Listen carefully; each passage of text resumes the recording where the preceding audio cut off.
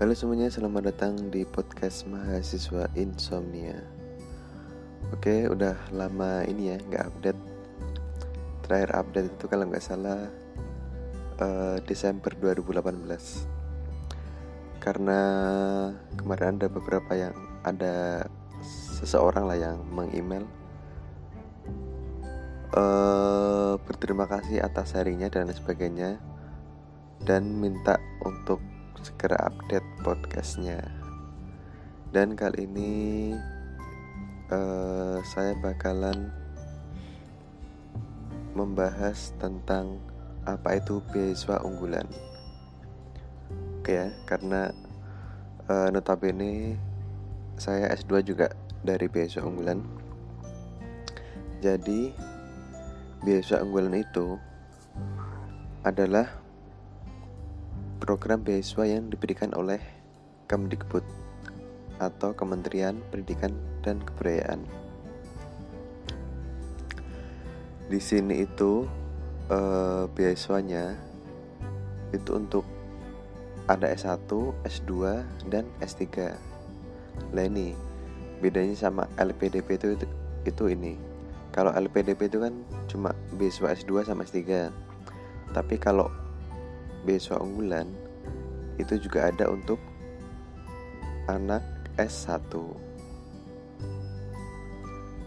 Dan juga untuk beasiswa unggulan di sini itu terbagi atas 3 ya. Jadi ada beasiswa masyarakat berprestasi, terus beasiswa 3T, dan beasiswa pegawai Kemendikbud. Kalau beasiswa pegawai Kemendikbud pasti udah tahu ya. Jadi para pegawai Kemendikbud ini diberikan kesempatan untuk studi lanjut, dan otomatis ya syaratnya dia statusnya sebagai pegawai Kemendikbud. Terus yang kedua tadi adalah beasiswa 3T, yaitu tertinggal, terdepan, dan terluar. Jadi teman-teman kalau dari berasal dari daerah 3T, teman-teman berkesempatan untuk mengikuti atau berkesempatan untuk bisa mendaftar beasiswa unggulan ini. Terus yang terakhir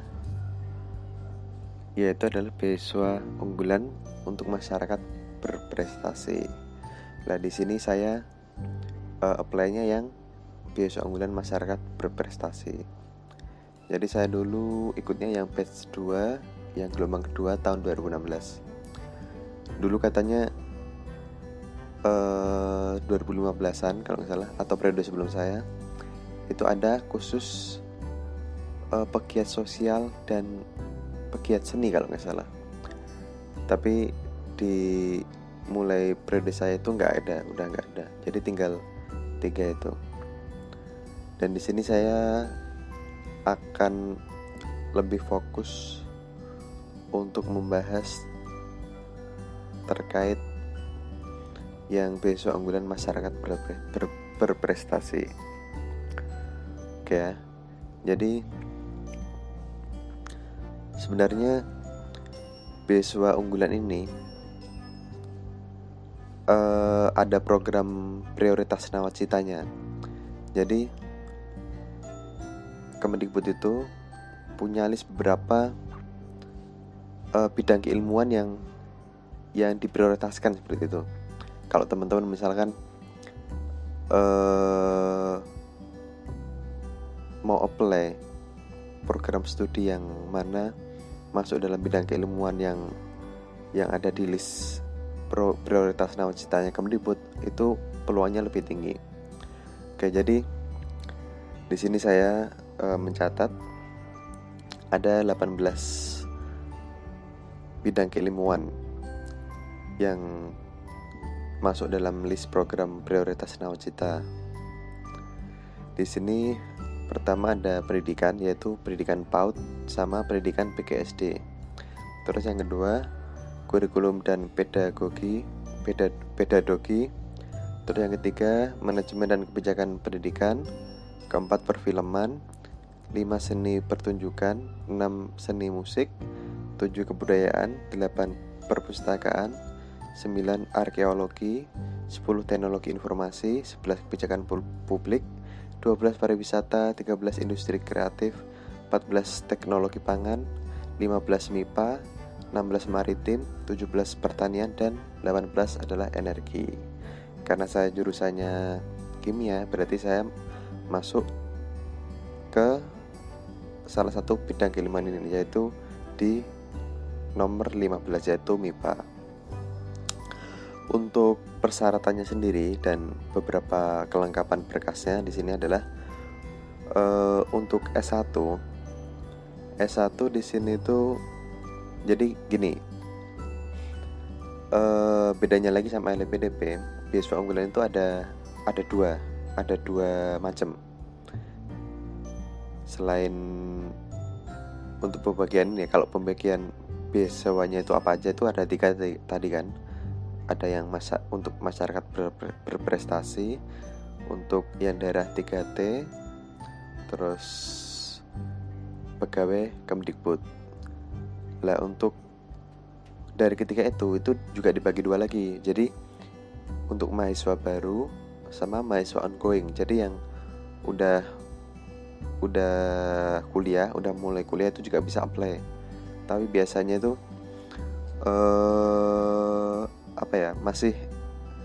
masih di tahun pertama, meskipun udah kuliah, tapi kalau nggak salah sarannya harus kalau S2 ini ya. Jadi masih masuk semester maksimal semester 3 itu masih bisa daftar.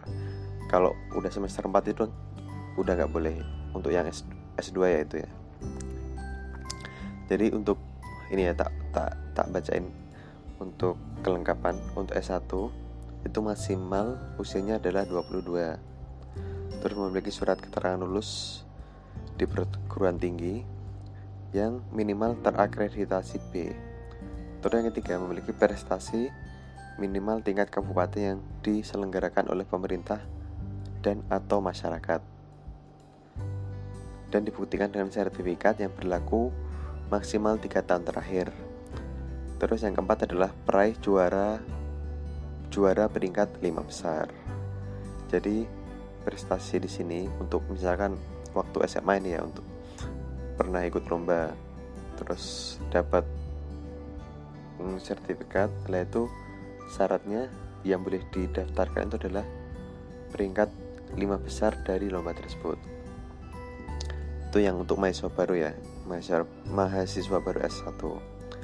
Terus mahasiswa ongoing itu hampir sama semuanya, tapi ada tambahan, yaitu ada syarat IPK-nya.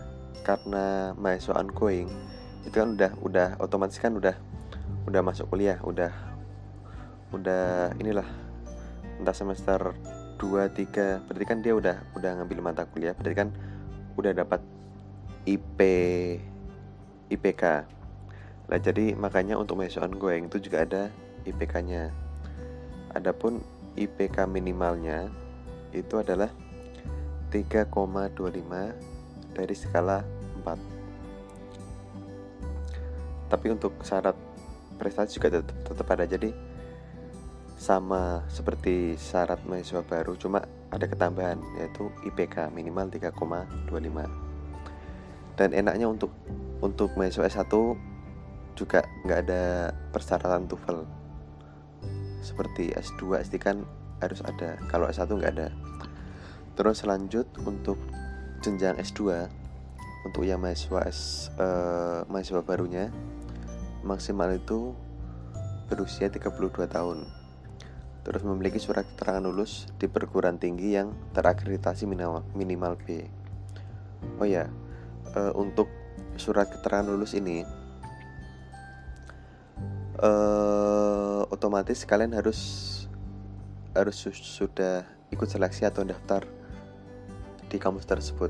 Jadi tidak seperti LPDP yang kalian belum daftar kampusnya bisa mendaftar beasiswanya dulu. Jadi baru dapat beasiswa baru kalian daftar. Kalau beasiswa unggulan itu syaratnya kalian harus udah keterima dulu baru kalian bisa daftar. Jadi untuk perguruan tingginya juga minimal terakreditasi B ya. Terus untuk IPK S1 ya, karena kita daftarnya jenjang S2 maka harus disertakan dalam persyaratan itu adalah IPK-nya S1 adalah minimal 3,25. Terus untuk skor TOEFL-nya, di sini TOEFL-nya harus ITP, di mana minimalnya adalah 500. Kalau TOEFL IPT juga diterima, ya pastilah karena kan staratannya lebih tinggi daripada TOEFL ITP ya. Kalau IPT itu minimal skornya adalah 61. Terus untuk skor IELTS itu minimal 5,5. Terus juga sama, karena jadi ini semua yang tak baca tadi adalah untuk persyaratan yang beasiswa unggulan masyarakat berprestasi. Jadi sama juga untuk jenjang S2 juga ada syarat berprestasi minimal tingkat kabupaten yang diselenggarakan oleh pemerintah dan atau masyarakat. Sertifikat berlaku maksimal 3 tahun terakhir. Terus yang persyaratan ke-6, peraih juara peringkat 5 besar. Ini agak beda sih. Dulu tuh lebih ketat kalau nggak salah. Dicantumkan di persyaratannya yang zaman periode saya itu perlombaannya itu harus diselenggarakan oleh Kemdikbud itu sendiri. Tapi menurut saya juga waktu periode saya juga juga nggak ketat-ketat banget sih untuk syarat sertifikat prestasinya itu. Saya dulu juga pakainya itu sertifikat ini waktu S1 kan saya pernah program studi exchange itu kan, pertukaran pelajar ke Hong Kong. Jadi saya dulunya pakai sertifikat itu. Terus juga ada lagi prestasi sebagai finalis lomba karya tulis ilmiah dari Pemprov Jateng. Cuma itu kan juga bukan dari Kemdikbud kan, dari Pemprov Jateng, cuma dulu nggak ada sertifikatnya. Ya udah, jadi saya nyerahinnya sertifikat pertukaran pelajar ke Hong Kong itu selama 1 bulan. Terus yang mahasiswa ongoing, dari semuanya tadi itu juga ini mirip sama persis ini kalau mahasiswa ongoing. Cuma mahasiswa ongoing juga pakainya IPK S1. Jadi bukan IPK selama S2 meskipun dia udah ongoing ya. Terus yang untuk jenjang S3 itu maksimal usianya itu 37 tahun. Terus juga sama, harus punya surat keterangan lulus di perguruan tinggi yang minimal terakreditasi B.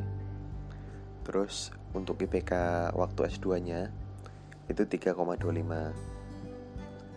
Terus untuk skor TOEFL nya itu 500 untuk ITP dan IPT 61, IELTS 5,5. Jadi sama ya TOEFL, persyaratan bahasa Inggrisnya ini sama kayak jenjang S2.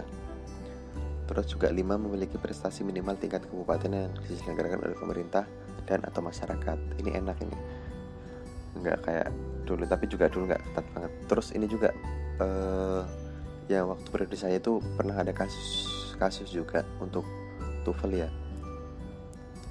Jadi itu teman saya ada satu jurusan itu pakai TOEFL-nya UGM, apa namanya,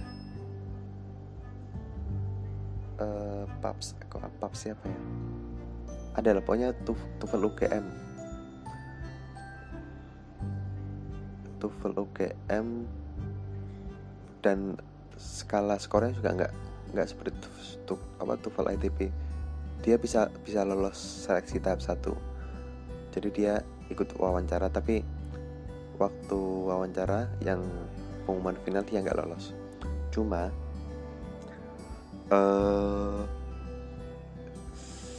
saya baca kasus juga, ada teman, ya bukan apa ya, ada anak S2 juga UII.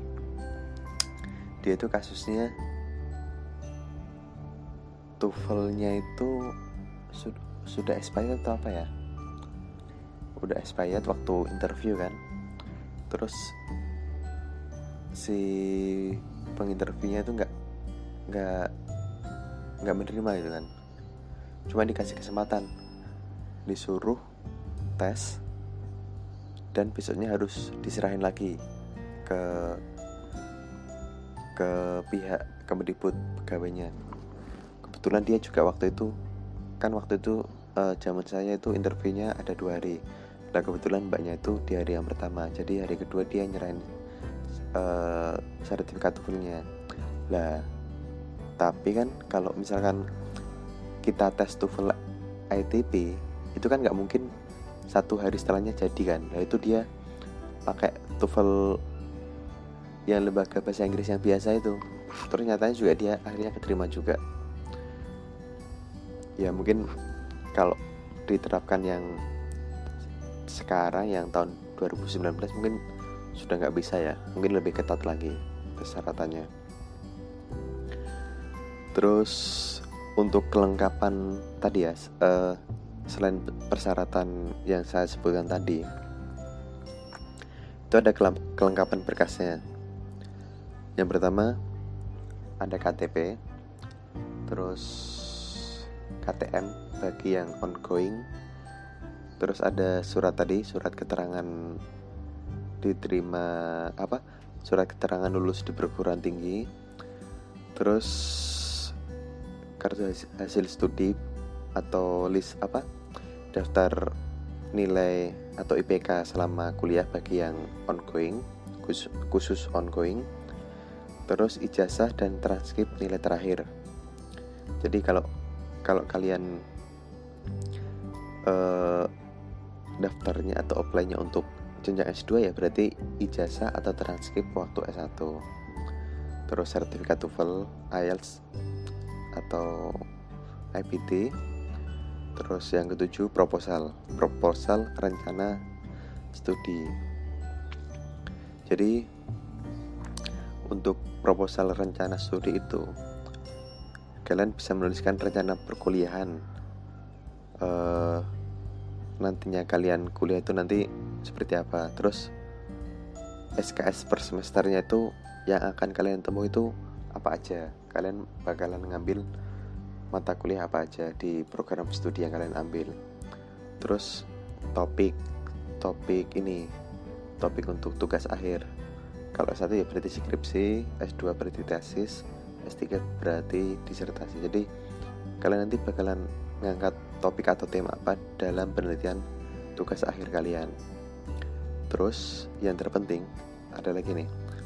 Jadi di rencana studi itu nggak cuma tentang rencana studi perkuliahan terus topik penelitian, tapi juga kalian perlu mendeskripsikan aktivitas kalian di luar perkuliahan. Misalkan bakal ikut organisasi apa, misalkan organisasi UKM keilmiahan atau di HMP himpunan mahasiswa pasca sarjana dan sebagainya. Itu juga dituliskan di proposal studinya itu. Terus yang terakhir di kesimpulan biasanya di paragraf terakhir proposal itu kalian juga jelaskan implementasi hasil studi kalian untuk masyarakat itu nanti seperti apa. Terus selanjutnya untuk kelengkapan berkas yang ke-8 itu adalah surat rekomendasi dari Civitas Akademik atau institusi terkait. Misalkan kalau kalian bukan non pegawai Kemendikbud ya, berarti kalian mintanya ke Civitas Akademik kampus kalian sebelumnya. Kalau kalian daftar S2 ya berarti kalian minta ke dosbing kalian waktu S1 bisa, atau dekan atau wakil dekan bidang akademik atau ke kemahasiswaan itu bisa juga. Terus oh ya, kalau misalkan kalau S1 gimana? Ya S1 berarti kalian minta surat rekomendasi dari guru kalian selama SMA seperti itu. Terus tadi ke-8 ya. Terus yang ke-9 itu surat pernyataan kalau kalian tidak sedang menerima beasiswa yang sejenis dari sumber yang lain. Jadi misalkan kalau beasiswa unggulan kan nggak dapat ini ya, nggak dapat dana penelitian.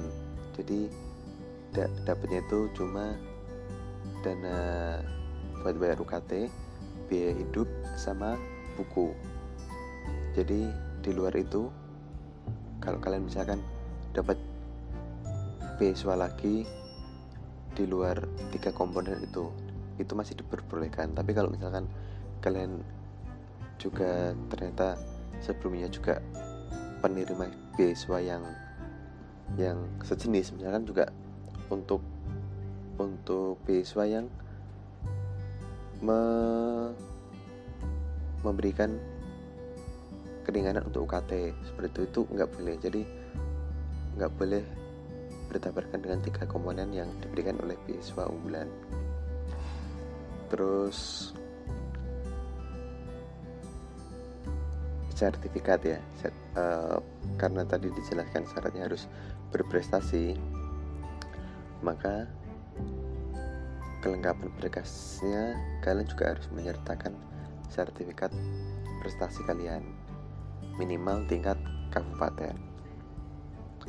Cuma untuk kasus periode saya dulu ada yang cuma sebatas ikut organisasi dan kegiatan keilmian, seminar dan lain sebagainya itu ternyata dia juga lolos. Nggak tahu kalau sekarang ya, nggak tahu kalau misalkan semakin ketat.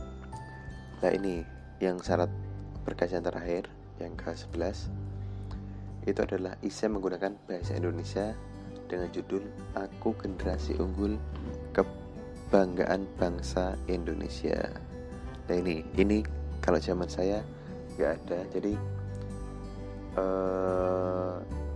di batch setelah saya itu berarti 2017 yang batch 1 itu udah ada isai ini, harus nulis isai yang berjudul Aku Generasi Unggul Kebanggaan Bangsa Indonesia ini, yaitu ditulis sebanyak 3-5 halaman pada kertas A4.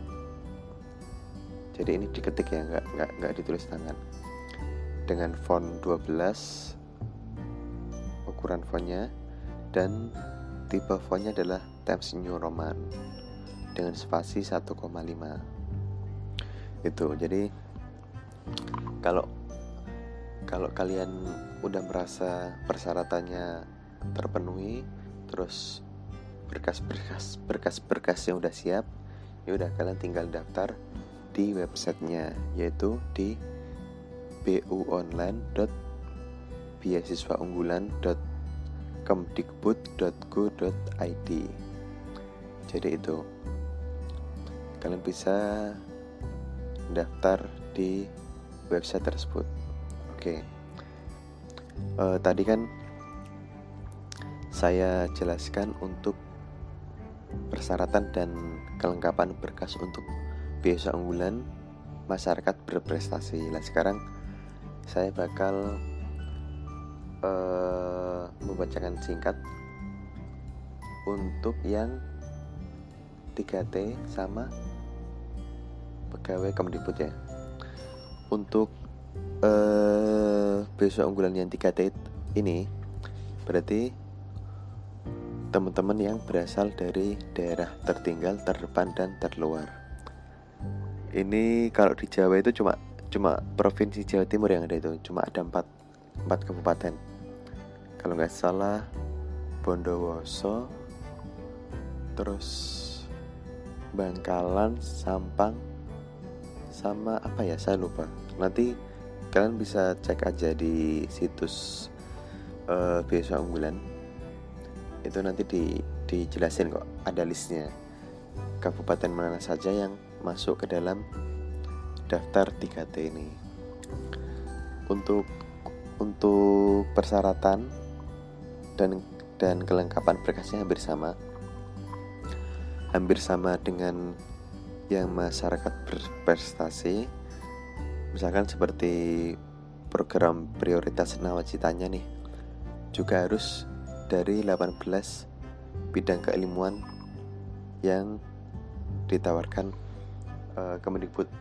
Tapi kalau misalkan kalian apply program studinya di luar 18 bidang keilmuan ini, ya tetap nggak apa-apa, bisa daftar aja. Tapi kan memang yang diprioritaskan itu di 18 bidang keilmuan ini. Tapi kalau kalian mengambilnya di lain 18 bidang ini, ya kalian apply saja. Kalau mungkin kalian dipandang layak, ya kemungkinan besar juga bakalan diterima juga. Oke ya. Untuk yang 3T itu hampir sama semua, cuma bedanya untuk syarat IPK-nya itu lebih mudah. Jadi kalau kalian dari daerah 3T ini, untuk S1 ya, untuk apply untuk jenjang S1, IPK-nya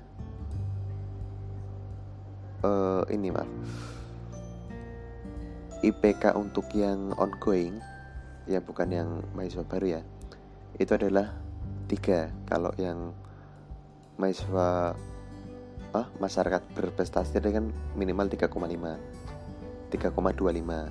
Kalau yang dari 3T itu minimal cuma 3. Terus cuma ini kalian juga tetap disyaratkan memiliki prestasi seperti yang disyaratkan di beasiswa unggulan masyarakat berprestasi. Jadi bedanya cuma di syarat IPK-nya aja yang direndahkan. Untuk TOEFL juga sama, minimal 500. Baik untuk yang S2 sama S3 ya, itu juga minimal 500. Terus IPT juga 61, IELTS-nya juga minimal 5,5. Jadi salah satunya itu, entah ITP, IPT, IELTS, terserah kalian mau pakai yang mana. Dan juga untuk S2 juga IPK-nya di standarnya syaratnya minimalnya cuma 3 untuk ijazah S1-nya. Untuk jenjang S3 sama, ijazah S2-nya minimal IPK-nya cuma 3, udah boleh mendaftar. Itu aja sih, selebihnya itu sama persis, cuma dibedakan di IPK yang lebih rendah. Oke, sekarang untuk pegawai Kemdikbud ini nggak ada jenjang S1 ya, karena kan otomatis orang-orang yang kerja di Kemdikbud kan biasanya kan udah lulus S1 terus kerja di kementerian. Nah di sini enaknya kalian kalau misalkan sebagai pegawai Kemdikbud, enaknya ini syaratnya tuh ringan banget. Jadi nggak ada syarat kalian harus berprestasi. Terus IPK-nya juga cukup 3 untuk yang ini ya, untuk yang S2 sama S3. Jadi kalau S2 juga IPK S1-nya minimal 3. Terus ini akan jenjang, ini untuk jenjang S3 itu IPK S2-nya juga minimal 3,25. Jadi sama kayak yang ini ya, masyarakat berprestasi, cuma bedanya ini enaknya dia nggak ada sertifikat prestasi atau juara, itu enaknya sih. Cuma syarat IPK untuk S3-nya, untuk daftar jenjang S3, syarat ijazah IPK S2 minimal 325 sama. Cuma yang S2 ini yang beda. Jadi kalau kalian daftar jenjang S2 untuk kalian pegawai Kemdikbud, IPK S1 minimal cuma 3. Dan satu lagi nih yang bikin ngiri sih, itu adalah TOEFL-nya. Syarat TOEFL-nya itu cuma minimal 450. Terus kalau misalkan pakainya IBT itu cuma 45. Kalau pakainya IELTS itu cuma 5. Itu udah bisa apply beasiswa ini. Terus ketentuannya sih, yang pertama mempunyai sasaran kerja pegawai atau SKP minimal 1 tahun terakhir sekurang-kurangnya bernilai baik. Terus yang kedua, tidak sedang menjalani cuti di luar tanggungan negara, melaksanakan tugas secara penuh di luar instansi induknya. Terus menjalani hukuman karena melakukan tindak pidana kejahatan. Terus tidak sedang mengajukan keberatan ke Badan Pertimbangan Pegawaian. Terus tidak sedang dalam upaya hukum atau gugatan ke pengadilan terkait dengan penjatuhan hukuman disiplin. Terus selanjutnya dalam proses penjatuhan hukuman disiplin tingkat sedang ataupun berat, dan lain sebagainya. Mungkin bisa dibaca sendiri, dicek aja di persyaratannya. Takutnya nanti juga berubah untuk persyaratan ketentuan yang mahasiswa Kemdikbud ini. Terus juga tidak pernah gagal dalam tugas belajar yang disebabkan oleh kelalaiannya. Untuk kelengkapannya berkasnya hampir sama, kecuali tadi ya, sertifikat berprestasi. Jadi KTP, LOE, atau surat keterangan lulus atau diterima di perguruan tinggi, ijazah atau dan transkrip, sertifikat TOEFL, proposal, surat rekomendasi. Otomatis ini rekomendasinya dari pejabat unit ya, pejabat unit utama dari Kemdikbudnya atau setingkat eselon 2. Terus surat pernyataan sebagai pegawai Kemdikbud. Terus 8 surat keterangan sehat, dan 9 adalah SKP. Itu tadi sasaran kerja pegawai. Jadi kalian selama kerja di Kemdikbud itu nilainya gimana, baik apa tidak, seperti itu. Terus apa lagi ya yang membedakan periode yang sekarang sama periode saya dulu?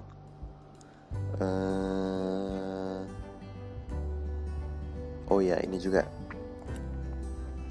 zaman saya itu masih ada program beasiswa unggulan untuk di luar negeri. Cuma periode setelah saya, berarti batch 1 2017 itu luar negerinya itu udah dihapuskan. Hanya beasiswa unggulan yang pegawai Kemdikbud saja yang bisa apply untuk yang luar negeri. Oh iya, ketinggalan juga. Jadi untuk TOEFL-nya, untuk yang beasiswa unggulan pegawai Kemdikbud itu juga beda kalau misalkan kalian apply-nya dalam negeri sama luar negeri, itu beda. Kalau tadi kan, kalau dalam negeri kan cuma 450 ya. Kalau luar negeri itu TOEFL-nya minimal adalah 550. Adapun IPT-nya 79 dan IELTS-nya 6,5. Mungkin itu aja ya. Atau ada lagi ya? Mungkin itu aja. Kalau mungkin kalian mau tanya-tanya bisa kontak saya bisa cek di blog saya, itu ada tertulis kontaknya di sana. Atau mungkin kalian bisa juga baca-baca di blog saya terkait beasiswa unggulan, terkait pengalaman saya apply beasiswa unggulan dulu seperti apa, bisa cek aja di blog. Dan juga kalau tanya-tanya bisa komen aja di sana, nggak apa-apa. Oke, gitu aja. Semoga bermanfaat. Bisa kirimkan kritik dan saran kalau ada kekurangannya selama podcast ini. Sekian ya, terima kasih. Sampai jumpa di episode selanjutnya.